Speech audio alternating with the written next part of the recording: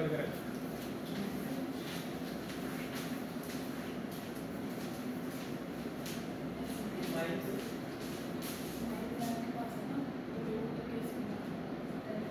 वो तो वॉइस इसमें प्रॉपर्ली हो ही जाएगी। ये 60,000 बचेगा नहीं क्या इसमें शायद? 60,000 बचेगा नहीं? वो सिंपल है, बहुत सिंपल, थोड़ा सा दिमाग लगाओ। I have given you total assets, I have given you fixed assets, and just ask me to calculate you non-fixed assets, current assets. Just reduce this one, 60,000, 1,50,000 से reduce करो, 90,000 is current assets. अब इतना बड़ा question क्यों design किया? Just to confuse. Net asset निकाल दी minus करके फिक्स्ड एसेट वैसे ही ले। नेट एसेट मैंने नेट एसेट बोला ही नहीं निकालने के लिए, मैं तो करंट एसेट निकालने के लिए बोला। आज ना मैंने नॉन या तो नॉन फिक्स्ड या करंट, मैंने यही लिखा था कैलकुलेट करंट एसेट्स या नॉन फिक्स्ड एसेट्स, है ना। तो जरूरी नहीं है क्वेश्चन में जो सब कुछ गिवन होगा वो सारा आपका यूज ही होने वाला है क्वेश्चन को सॉल्व करने में, ठीक है ना। आपने सिर्फ कौन कौन सी चीजें उठानी है जो आपकी यूज होनी है। करंट एसेट जैसे ही दिमाग में आया सबसे पहले आपकी ध्यान यहीं पे ही जाएगा क्योंकि आपने इंफॉर्मेशन गिवन है रिलेटेड टू दिस। ओके, एक क्वेश्चन और देती हूँ।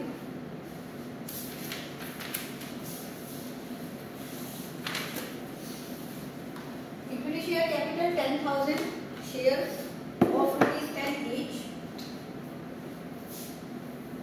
reserve and surplus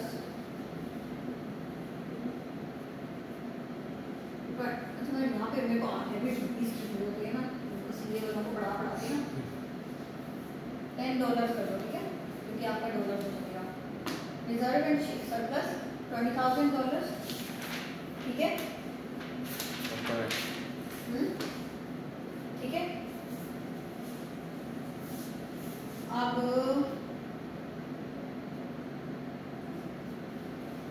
total liabilities $40,000, ठीक है। Fixed assets $60,000। Calculate current assets again.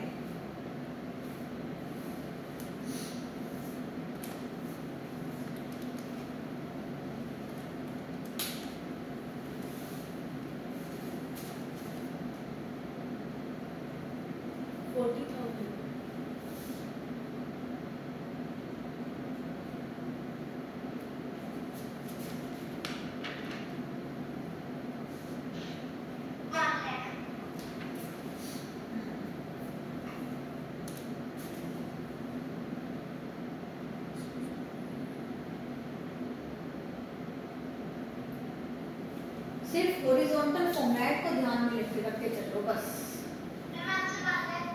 हाँ बेटा ठीक है, आपको सिर्फ इस फॉर्मेट को ध्यान में रख के चलो। यहाँ पे इक्विटी शेयर कैपिटल फिल कर दो, यहाँ पे रिजर्व एंड सरप्लस फिल कर दो, यहाँ पे लायबिलिटीज फिल कर दो, यहाँ पे फिक्स्ड एसेट्स, यहाँ पे करंट एसेट्स फिल कर दो। इसमें वो तो टोटल उनका करके माइनस वो कर देंगे, सिर्फ फिक्स्ड एसेट 1 लाख आ ही जाएगा सीधे। वो सिंपल था। यस मैम, सिंपल था ना। अब बस इसको ध्यान में रखना है, आपने माइंड में रखना है, क्योंकि एसेट एक किसी और को डिस्क्लोज नहीं करना, नहीं तो वो आपको गलत बता देगा कि इंडियन जो हॉरिजॉन्टल लेके चल रहे हो, ठीक है। आउटसाइड इंडिया इस प्रैक्टिस को एक्सेप्ट नहीं किया जाता हॉरिजॉन्टल को, ठीक है। वर्टिकल ही चलती है, कोई समझेगा नहीं अगर आप बनाओगे कहीं पे, ठीक है। आपकी सिर्फ आपके ईज के लिए आप इसको माइंड में रख के चलो कि ऐसे निकालना है, ठीक है। एक है तो मैं इक्विटी शेयर कैपिटल के नीचे इधर रिजर्व एंड सरप्लस लायबिलिटीज, दूसरी side fixed assets and current assets या नॉन करंट और करंट एसेट्स। अच्छा, एक और क्वेश्चन देखें।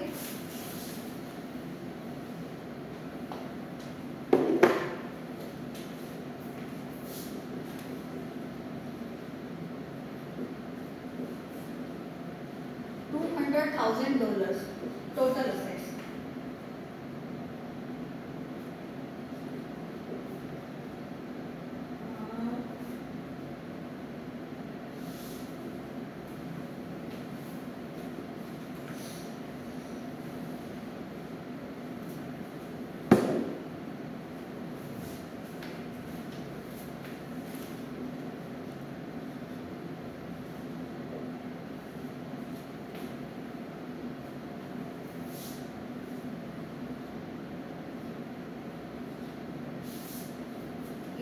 कैलकुलेट करना है आपने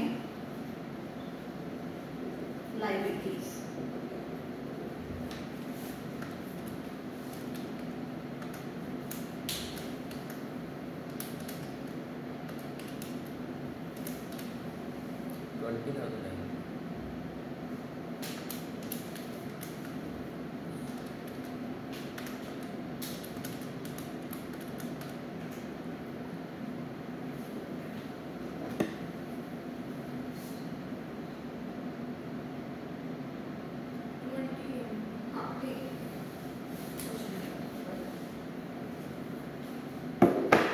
Equity share capital 10,000 shares of $10 each.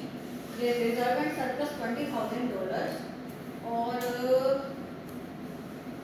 total assets next question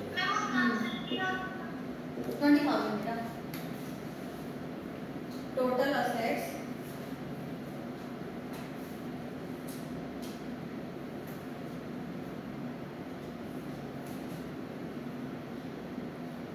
$140,000. Calculate net assets. 20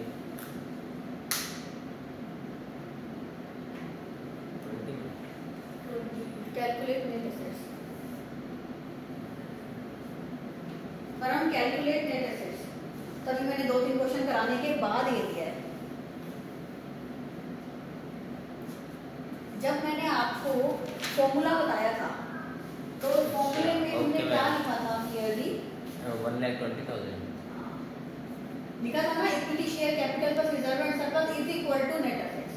120 तरीका बता दिया था कि क्यों ऐसा है। तो सिंपल इन दोनों को ऐड कर दोगे नेट एसेट्स निकल जाएगी।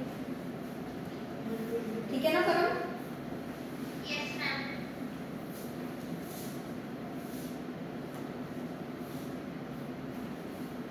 चलो अब इसमें बेस में आपको 2-3 क्वेश्चन दूंगी, ग्रुप में डाल दूंगी, ओके?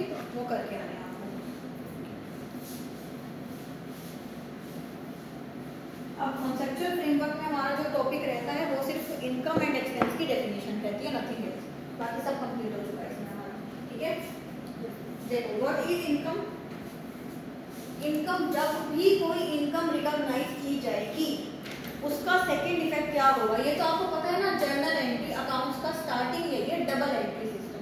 इट मींस जहां पे इफेक्ट डेबिट पे आएगा वहां पे इफेक्ट क्रेडिट पे भी आएगा ही आएगा, तभी बैलेंस शीट मैच होती है। है ना, this is the reason balance sheet match होती है कि डेबिट में भी जा रहा है क्रेडिट में भी जा रहा है, घूम फिर के वो बैलेंस शीट तक पहुंचता है ना, है ना करण? तो जब हम कोई इनकम बुक कर रहे हैं, ठीक है, साइड बाय साइड इफेक्ट कहां जा रहा है? साइड बाय साइड इफेक्ट कहां जा रहा है? क्या बेटा? एक्सपेंस पे बुक करेंगे। आपको सुनाई नहीं दिया मैंने क्या कहा था? कहां से सुनाई दिया? कहां तक सुना है?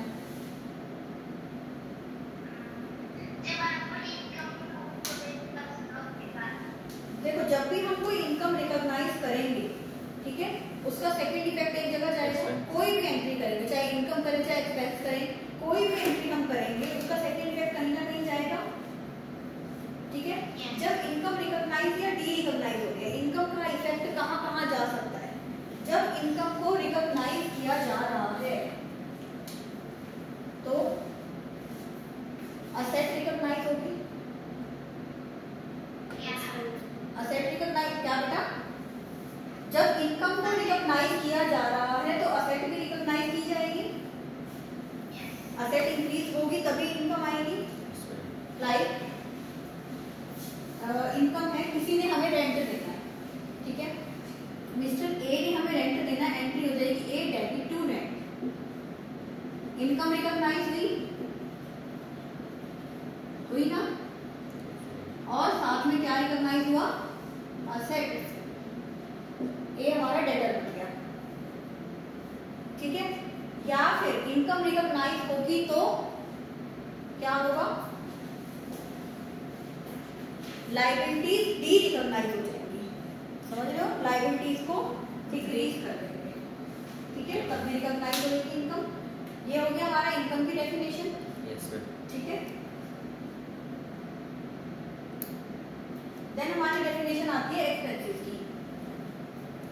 जब एक्सपेंस रिकॉग्नाइज किया जाएगा तो या तो असेट डिक्रीज होगी या फिर लायबिलिटी इंक्रीज होगी। Yes ma'am. परम क्लियर है?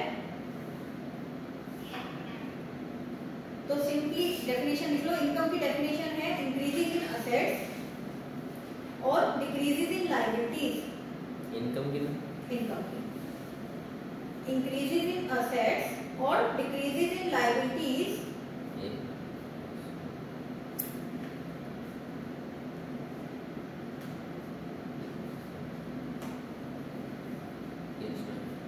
that result in increases in equity, that result in increases in equity। भाई जब इनकम इंक्रीज हो रही है तो अल्टीमेट रिजल्ट किस पे आएगा? प्रॉफिट इंक्रीज होने पे। और प्रॉफिट इंक्रीज होने से क्या इंक्रीज? बैलेंस शीट का कौन सा पार्ट इंक्रीज होगा? इक्विटी शेयर होल्डर्स का जो रिजर्व एंड सरप्लस वाला पार्ट है। तो वो शेयर होल्डर्स पढ़ना, एक बात करी हमने। तो जब इनकम रिकॉग्नाइज की जाएगी तो that will result in increase in equity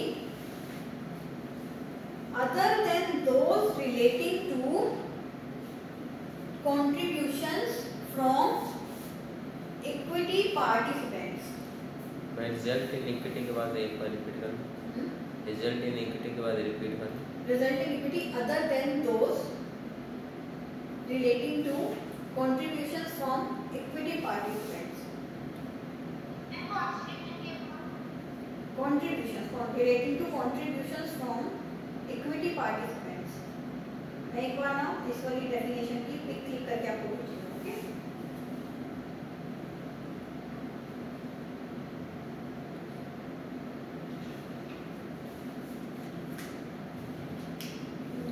expenses की डेफिनेशन लिखो, खुद ही लिखो और इसके अपोजिट बताओ क्या होगी? Decrease in liability, decrease in assets बेटा एक्सपेंसेस के लिए, या फिर इंक्रीज इन लायबिलिटी। दोनों अच्छे लिखोगे ना। डिक्रीज इन असेट्स और increase in liabilities that result in decrease in equity. Income से इंक्रीज हो रही थी इक्विटी, एक्सपेंसेस से डिक्रीज हो रही थी equity. Other than those relating to distributions to equity participants. पर हम फोटो भी देख के समझ सकते हो ना।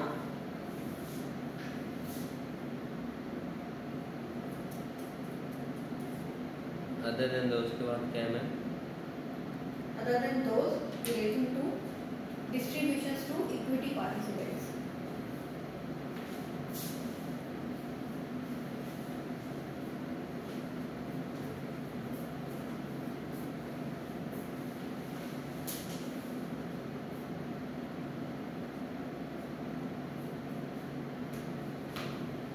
अब एक्टिविटी 3 आप तो बुक में भी खोल सकते हो, मैंने तो बुक पे भेज दी।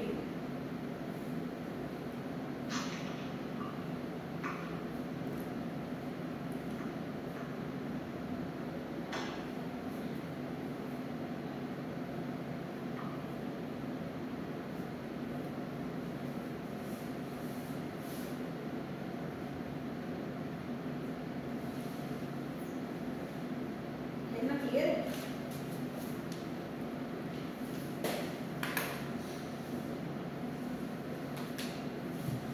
एक्टिविटी 3 करेंगे, मैंने ग्रुप पे भी भेजा है, आपने तो या तो बुक में खोल लो। पेज नंबर 11 निकालो, पेज नंबर 11 करिए। आपको पता चल जाएगा चैप्टर नंबर 1 में एक्टिविटीज देखते जाओ। 5.3 के बाद है, 5.3 डी रिकॉग्निशन का टॉपिक है, उसके बाद एक्टिविटी आएगी।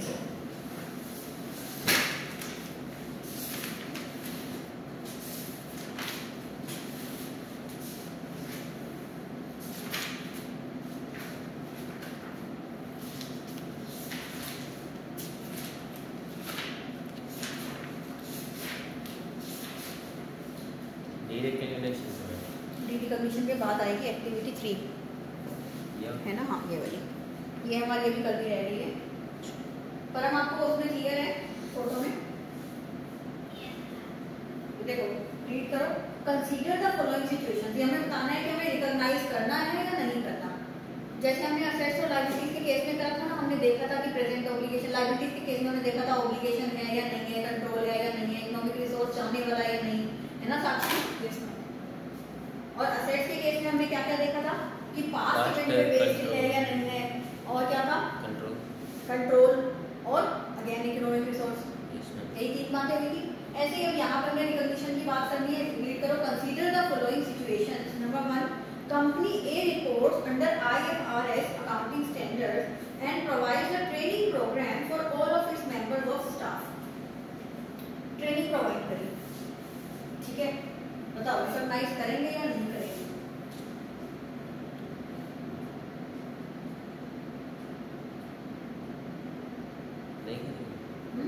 नहीं करेंगे। क्यों? कौन सी तीन चीजें होनी चाहिए? पास्ट इवेंट, कंट्रोल और इकोनॉमिक रिसोर्स, ठीक है, प्रेजेंट इकोनॉमिक रिसोर्स। देखो पास्ट इवेंट है, ट्रेनिंग दी गई है, ठीक है, इकोनॉमिक रिसोर्स भी है, खर्चा किया गया होगा ट्रेनिंग देने के लिए, बट कंट्रोल नहीं है। आप उस एम्प्लॉय को बांध के नहीं बैठा सकते कि हमारे लिए ही काम करेगा, वो ट्रेनिंग लेके जा भी सकता है 1 महीने बाद छोड़ के, है ना। तो कंट्रोल लैक कर रहा है, इसका मतलब आपका खर्चा हो चुका है बस, ठीक है। तो यहाँ पे असेट रिकॉग्नाइज नहीं की जाएगी।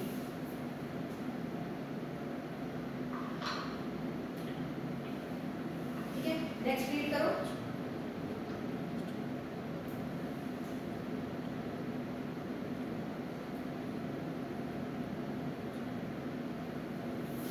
The directors of company B, a publicly listed company reporting under IFRS accounting standards, propose a dividend at board meeting on 28th December. The dividend is communicated to the markets on 10th February. कुछ कह रहे हो परमा?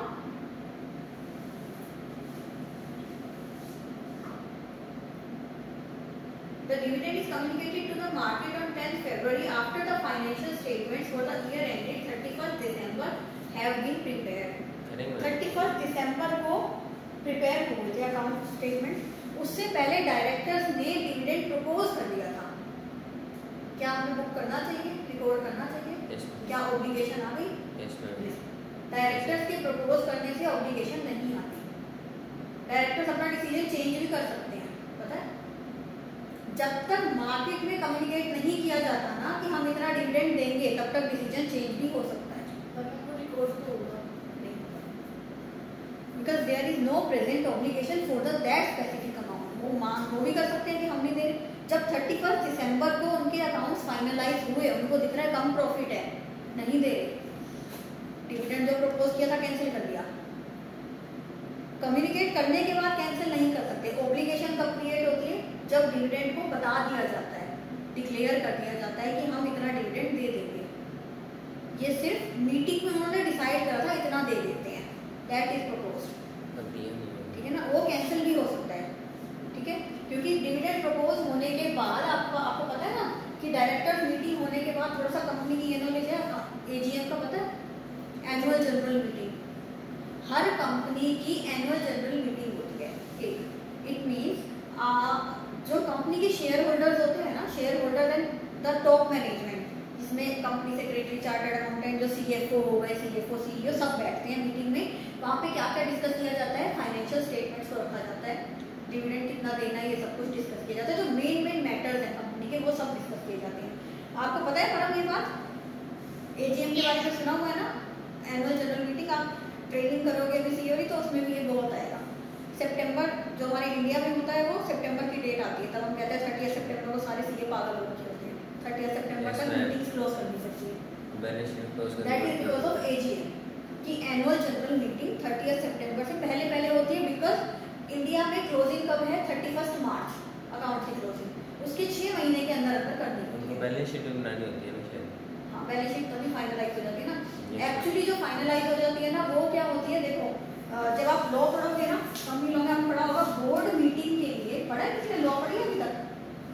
Board meeting के लिए 7 days का notice दिया जाता है, और एनुअल जनरल मीटिंग के लिए 21 डेज का नोटिस दिया जाता है। इट मीन्स सबसे पहले बोर्ड मीटिंग होती है, वहाँ पे फाइनेंशियल स्टेटमेंट बन चुकी होती है, क्योंकि पहले बोर्ड अप्रूव करता है कि क्या हमें ये शेयर होल्डर के पास लेके जानी चाहिए। शेयर होल्डर स्टॉक है, स्कोप में हो गए कि डायरेक्टर्स जो हैं वो बैठ के डिसाइड करते हैं क्या ये ठीक है, यही सब कुछ मैटर्स लेके जाने चाहिए, तो उन्होंने यहीं पे डिसाइड करा कि इतना डिविडेंड प्रपोज करते हैं। अब आगे शेयर होल्डर्स का डिसीजन है सब कुछ। उसके बाद डायरेक्टर साइन करेंगे फाइनेंशियल स्टेटमेंट्स को, जो ऑडिटर्स होंगे वो चार्टर्ड अकाउंटेंट्स जो भी ऑडिटर्स होंगे वो साइन करेंगे। उसके बाद वो वाली फाइनेंशियल स्टेटमेंट्स प्रेजेंट की जाती है एनुअल जनरल मीटिंग में, जहाँ पे सारे शेयर होल्डर्स बैठे होते हैं। ठीक है, that is annual general meeting and that is the topic of proposed dividend and declared dividend. This is the difference between proposed dividend and declared dividend. Declare किया जाएगा only after approval of share holders. ठीक है, share holders को लगता है profit कम है भाई क्यों बांट रहे हो, लगाओ कंपनी में वापस। डायरेक्टर्स ने तो सिर्फ प्रपोज किया था, ऑब्लिगेशन नहीं क्रिएट करी थी। जब तक ऑब्लिगेशन क्रिएट नहीं हुई तब तक लायबिलिटी बुक नहीं होएगी। ठीक है, ओके। और जब लायबिलिटी बुक होएगी डिविडेंड की, तो हम एक्सपेंस बुक करेंगे या हम लायबिलिटी बुक करेंगे, हम क्या बुक करेंगे? किसके बाद? जब डिविडेंड प्रपोज किया जाएगा। लायबिलिटी एक्सपेंस होगा हमारा वो, क्या डिविडेंड हमारा एक्सपेंस होगा? लायबिलिटी तो बुक होएगी कि हमने आगे चल के पेमेंट कर दी, वो वाली लायबिलिटी बुक होएगी because they will be our creditor, चलते नहीं हम आगे चल के। बट क्या हमारा एक्सपेंस होगा डिविडेंड? यस। याद है हमने लास्ट क्लास में डिस्कस किया था इनकम स्टेटमेंट, और हम आपको पता है ये बात, dividend is not an expense for company. Dividend is distribution to equity share holders, distribution of profit. याद है हमने बात करी थी इनकम स्टेटमेंट में sales minus cost of sales को माइनस करके जो हमारा जीपी माइनस जो हमारा एनपी आ जाता है, पीबीआईटी आ जाता है, profit before interest and tax. ठीक है, कुछ अमाउंट आया, इसमें से हम सबसे पहले क्या लेस करते हैं? इंटरेस्ट करते हैं। Yes ma'am. ये बात हमने करी थी, यस मैम। साक्षी याद है बेटा? यस। उसके बाद प्रॉफिट बिफोर टैक्स आया, ये बात करी थी। इसमें से टैक्स माइनस करेंगे, करी थी बात। इसमें से माइनस यहाँ पे हमारा आ जाएगा प्रॉफिट आफ्टर टैक्स, और यहाँ से हम क्या माइनस करेंगे? डिविडेंड। आपने देखा एक्सपेंस तो इसी स्टेज पे खत्म हो गया। अगर ये एक्सपेंस होता तो ये टैक्स लगने से पहले माइनस होता। टैक्स के लिए डिडक्शन दी जाती है एक्सपेंस को, समझ लो। ये तो this is simply distribution of profit, कि कितना प्रॉफिट हमने डिस्ट्रीब्यूट करना है ओनर्स को, शेयर होल्डर्स को, दैट इज द डिविडेंड, है ना। तो dividend will not be recognised as expense, it will be reduced from equity. बात समझ आई? It will be reduced from equity, मतलब इक्विटी का एक पार्ट होता है रिजर्व एंड सरप्लस, उसमें से रिड्यूस किया जाएगा इसको। Okay ma'am.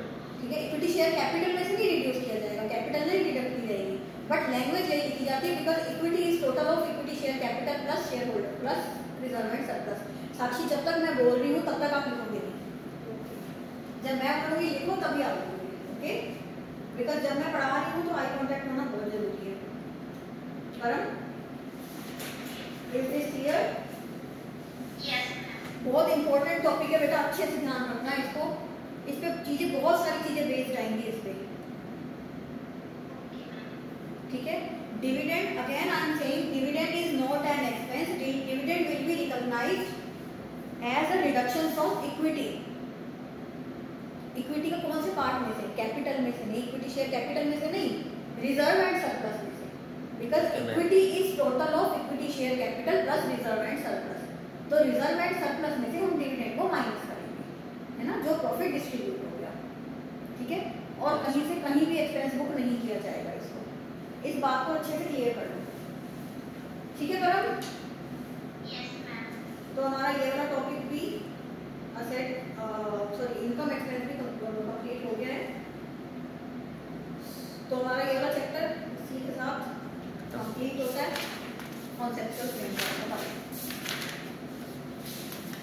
नेक्स्ट चैप्टर हमारा आ रहा है regulatory framework, which is fully theoretical chapter. Yes. ठीक है, कोई भी बहुत ज़्यादा पढ़ने वाली चीज़ इसमें नहीं है, बहुत ज़्यादा मतलब इम्पोर्टेंट कह सकती हूँ, बट बहुत छोटा सा और थ्योरेटिकल चैप्टर है जिसमें कुछ चीजें हम ऑलरेडी डिस्कस कर चुके हैं, क्योंकि मैं कॉन्सेप्चुअल फ्रेमवर्क समझा रही थी तो मेरे को नीड लग रहा था थोड़े से टॉपिक यहाँ पे डिस्कस करने तो ये मैंने कर दिए थे। तो आपका रेगुलेटरी फ्रेमवर्क का आधा ऑलरेडी कवर हो चुका है।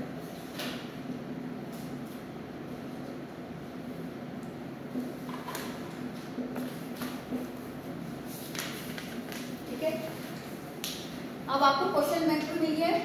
क्वेश्चन बैंक में से चैप्टर 1 के जितने भी क्वेश्चन हैं you will try. Okay, next class में हम इन क्वेश्चंस को डिस्कस करेंगे।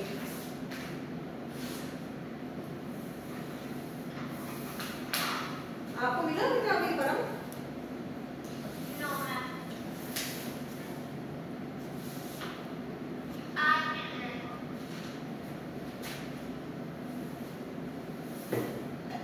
मतलब वो प्रॉब्लम तो नहीं है कि आप क्वेश्चन बैंक में से आप ही कर सकते हो ना? Yes ma'am. एग्जाम पता किया कब है? क्या मैम? एग्जाम कब है इसका? इसका इसी का तुम जो पढ़ रहे हैं पता नहीं मैम, मेरे में था कब है? मार्च में। अच्छा, आपका मार्च में है। मार्च में। अच्छा, आप सब मार्च में होगे? हाँ, यस मैम। तो आप एक ही सब्जेक्ट प्रिपेयर कर रहे हो मार्च के लिए? ओके, क्या? एक ही सब्जेक्ट प्रिपेयर कर रहे हो आप मार्च के लिए? यस तो मैम। दो प्रिपेयर कर सकते हो आराम से अगर मार्च में होगे तो। मैं थोड़ा फाउंडेशन का भी तो मैम मैंने पहले तो सितंबर में लेना था, हाँ, फिर मैम के जो दूसरे मैम ये थी मैम, वो कहते हैं कि सिलेबस थोड़ा सा ज़्यादा होता है तो तब तक अच्छे से प्रिपेयर हो जाएगा मार्च तक। ओके, ठीक है। तो इसलिए मैंने मुझे तो लगता है आप दो सब्जेक्ट भी प्रिपेयर कर सकते हो मार्च तक, तो बहुत टाइम है आपके पास। Yes ma'am.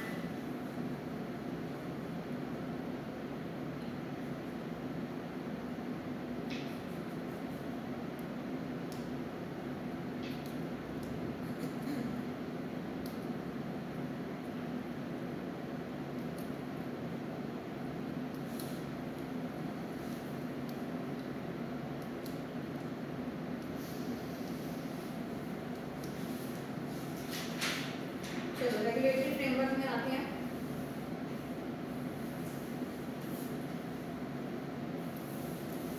देखो, फर्स्ट आपका आएगा need for regulatory framework. Regulatory framework की नीड क्यों है? What is a regulatory framework?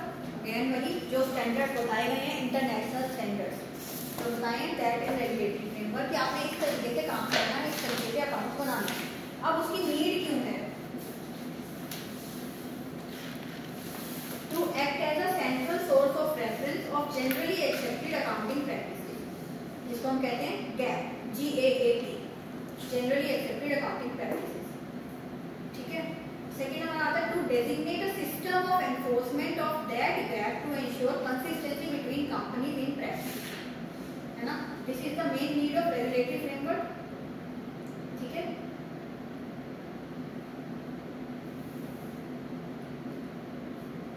Then हमारा आता है principle based versus rule based approach. ठीक है। यस पर हम आप तो नहीं पढ़ पा रहे होंगे क्योंकि आपको बुक नहीं है। क्या मैम? जो मैं बोल रही हूँ आपको समझ आ रहा है? यस मैम, मैं आपको सुन रही हूँ। अभी तो समझ आ रहा है मुझे।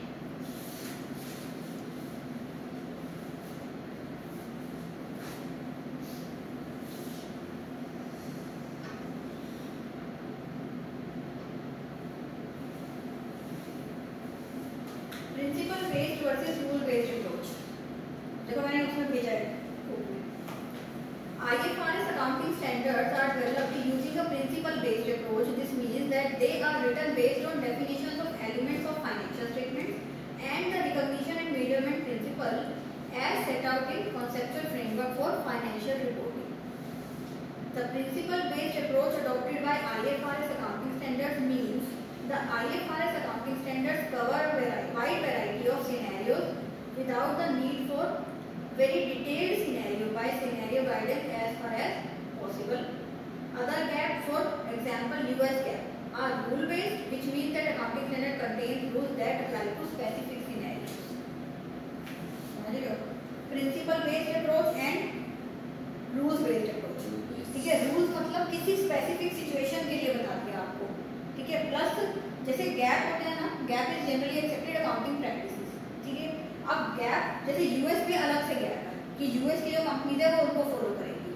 ठीक है, तो वहां पे स्पेसिफिकली बताया गया है इस वाले सिनेरियो में ये किया जाएगा, बट प्रिंसिपल बेस्ड क्या होता है, एक जनरल सिनेरियो की बात की जाती है। ठीक है, देन हमारा आता है advantages and disadvantages of principle based approach. हम इसको जल्दी जल्दी इसलिए खत्म कर रहे हैं बिकॉज बहुत ज्यादा इसकी कोई रेलेवेंस है नहीं हमारे सिलेबस में। ठीक है, एडवांटेज बस आपको नॉलेज होनी चाहिए कि ये क्या होता है। Advantages and disadvantages of principle based approach. Advantages क्या है, a principle based approach based on a single conceptual framework ensures standards are consistent with each other। Consistency वो हम स्टार्टिंग से बात कर रहे हैं, जब इंटरनेशनल स्टैंडर्ड्स आएंगे तो कंसिस्टेंट रहेंगे। कंसिस्टेंट मीन्स हमेशा उसी चीज की वैल्यूएशन उसी तरीके से की जाएगी, हमेशा वो चीज उसी तरीके से की जाएगी, है ना साक्षी। देन हमारा आता है rules can be broken and loopholes found. Principles offer a catch all scenarios, है ना। Principles reduce the need for excessive details in standards. Excessive detail देने की जरूरत नहीं, जनरल प्रैक्टिसेस की बात कर रही है। Disadvantages, principle can become out of date as practices change. Principles can be overly flexible and subject to manipulation, है ना।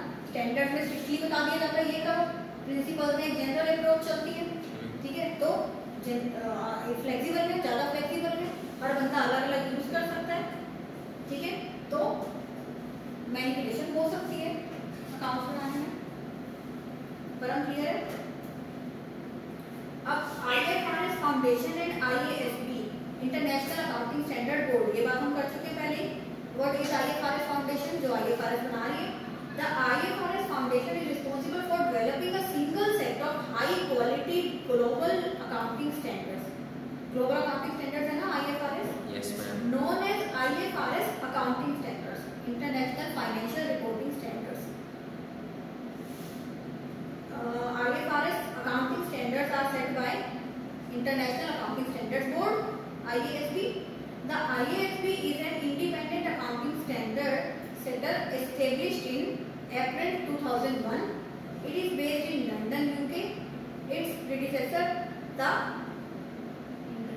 IASC, International Accounting Standards Committee, was founded in 1973. याद है हमने लास्ट क्लास में बात करी थी IASC की, जो इंटरनेशनल अकाउंटिंग स्टैंडर्ड्स है वो कौन बना रहा है, इंटरनेशनल अकाउंटिंग स्टैंडर्ड कमेटी बना रही है। 1973 बात करते हैं, फाउंड हुआ था 1973 में IASC से। तो IASC 1973 को रिप्लेस कर दिया किसने, IASB ने, जो इंटरनेशनल फाइनेंशियल रिपोर्टिंग स्टैंडर्ड बना रहे हैं। हमने कहा था ना पहले IAS यूज होते थे, अब धीरे धीरे IFRS आते जा रहे हैं हर किसी की जगह। जिस टॉपिक पे IFRS नहीं है वहाँ IAS चलता है, जहाँ पे IFRS आ चुका है वहाँ पे IFRS चलता है। Advantages and disadvantages of IFRS accounting standards over a national framework. Advantages: greater international consistency and comparability of financial statement, है ना, कंसिस्टेंट है और कंपेरेबल रहेंगे। ये बात हम बहुत बार कर चुके हैं कि एक कंट्री से दूसरी कंट्री को कंपेयर करना इजी है। Reduce cost of maintaining a national regulatory framework, है ना, सबके लिए एक ही फ्रेमवर्क यूज हो जाएगा तो कॉस्ट रिड्यूस होगी, अलग अलग सबको भरने की जरूरत नहीं वैसे। Reduce cost of finance and increase investment opportunity for companies, क्योंकि आउटसाइड कंट्रीज को जो हो गया, फॉरेन कंट्रीज के लोगों को भी समझ आने लगेंगे अकाउंट्स, तो वो भी इन्वेस्ट करना चाहेंगे, तो इन्वेस्टमेंट अपॉर्चुनिटीज बढ़ेंगी कंपनीज के लिए भी। Greater control over and understanding of foreign operations, consolidation of foreign operations using IFRS accounting standards is easier. Then हमारे आते हैं डिसएडवांटेजेस। ठीक है, डिसएडवांटेजेस आपको समझ आ सकता है थोड़ा सा। हमने कहा ना जब इंटरनेट, हमने तब भी बात करी कि इंटरनेशनल प्रैक्टिसेस के हिसाब से अगर आप चलेंगे, कुछ चीजें ऐसी होती हैं जो हमारी लोकल कंट्री में, मतलब इंडिया में फेजिबल नहीं है करना, है ना। इंटरनेशनली तो बोल देते हैं आप इस तरीके से रिकॉर्ड कर दो इस चीज को, पर इंडिया में उस तरीके की प्रैक्टिस नहीं चलती। ठीक है, तो IFRS accounting standards may not meet local needs. Then loss of control and independence, आपको वही करना पड़ेगा जो लिखा है। Interference and conflict with national and regional law, है ना, अपने जो लॉ चल रहे हैं उसमें इंटरफेयर होगा, उससे अलग जाना पड़ेगा। Then language translation and interpretation issues, वो तो आएंगे ही आएंगे। लैंग्वेज अलग रहेगी, है ना, और इंटरप्रिटेशन मतलब उस एक वर्ड को बाहर किसी कुछ और चीज के लिए बोला जाता है, इंडिया में उसके लिए कुछ और चीज होती है, ठीक है, समझ रहे हो, तो इंटरप्रिटेशन इश्यूज आएंगे, ठीक है।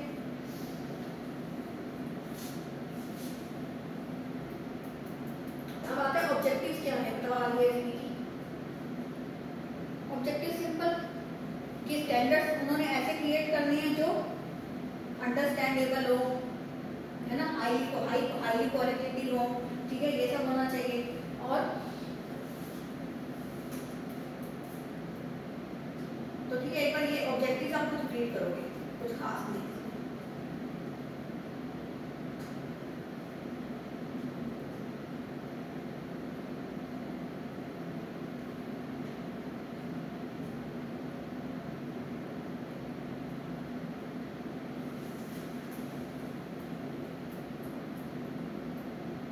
बाकी वही वाली बात जो हमने करी थी ना कि कौन कौन सी कंट्रीज आई थी, किस तरीके से यहाँ पे लाए थे स्टैंडर्ड्स को, वो वाली सब चीज़ें लिखी हुई तो हमने एक बार पहले बात कर चुके हैं लास्ट क्लास में, ठीक है। आप भी एक बार परम बुक मिलेगी, एक बार उसमें आप देखोगे, ओके। पेज नंबर नोट करके ना ग्रुप में डाल देगा, कौन कौन से पेज नंबर को रीड करना है आपने, ओके।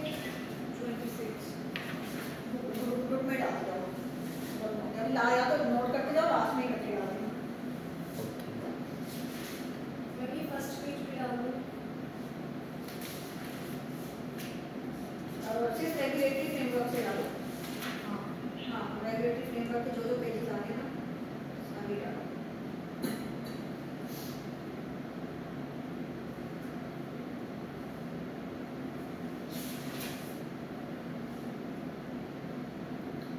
तो मैं तो दिसंबर के अकॉर्डिंग स्पीड में चल रही थी। मैं भी कोई पूछ रही थी कि इनका फाउंडेशन है ना, तो क्या पता मेरा दिसंबर में आपका दिसंबर हो सकता है।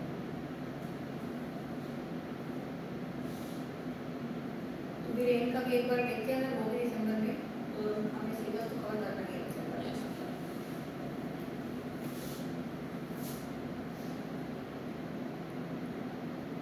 आपकी फाउंडेशन की एग्जाम कब है?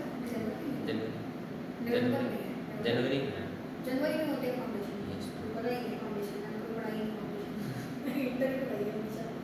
आपने एंट्री की थी वैसे ही? हाँ? एंट्री की थी? नहीं, मैं उस टाइम पे नवंबर में होते थे, मेरे वाले टाइम पे नवंबर एंड मई दो चलते थे।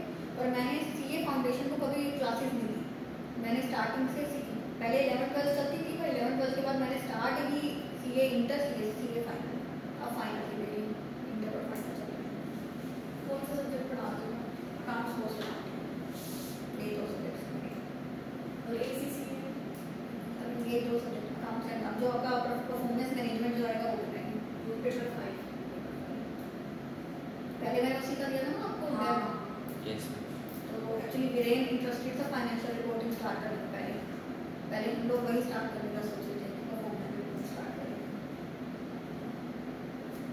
ठीक है, दोनों ही ठीक है। मेरे वो मुझे थोड़ा इंटरेस्टिंग ज़्यादा रहता है क्योंकि वो रूल्स बेस्ड नहीं है कि आपको यही करना है, वो एक कॉन्सेप्चुअल बेस्ड है ज़्यादा। बाकी दोनों पढ़ते अलग अलग अच्छी हो है, दोनों ही अच्छे हैं सब्जेक्ट्स।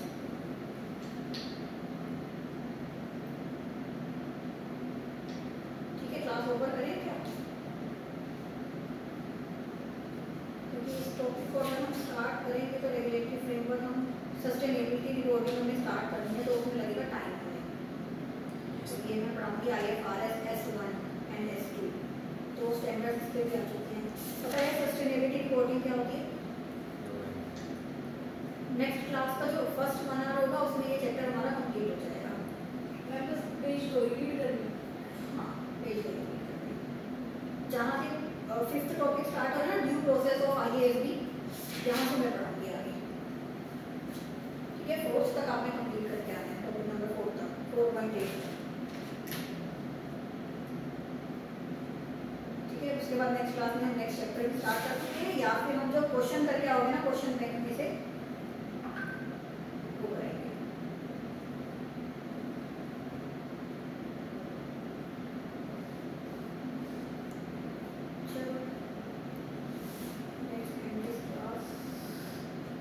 स्टॉप कर दूँ मैं रिकॉर्डिंग है? हम्म? स्टॉप कर दूँ रिकॉर्डिंग? हाँ